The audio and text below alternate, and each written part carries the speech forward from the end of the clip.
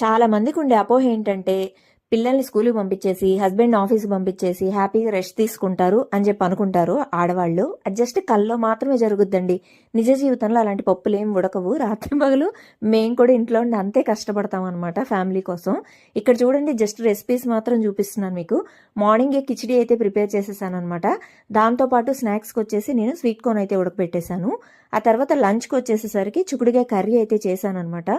ఇక snacks evening కావాలి కదా, స్కూల్ నుంచి వచ్చేసరికి బనానా కేక్ అయితే ప్రిపేర్ చేశాను. దాంతోపాటు యాపిల్ మిల్క్ షేక్ కూడా చేసి పెట్టాను పక్కన.